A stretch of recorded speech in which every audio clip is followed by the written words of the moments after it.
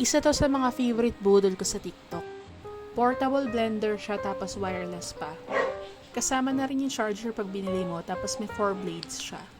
May safety feature din pala siya, bale kapag hindi nakalagay yung baso, yung cover, hindi siya gagana kahit i-double click mo pa. Bale mag-iilaw lang siya ng red and blue lights. So safe sa mga bata. Bale kapag nilagay mo lang yung mismong baso, saka siya gagana.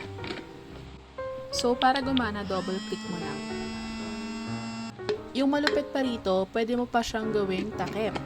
Bale kung hindi mo siya maubos, pwede mo ilagay sa ref, so safe. Siyempre, susubukan natin yan. So, maglalagay lang ako ng Greek yogurt, tapos frozen mango, strawberry syrup, ice, baby. Tapos, maglalagay naman tayo ng fresh milk.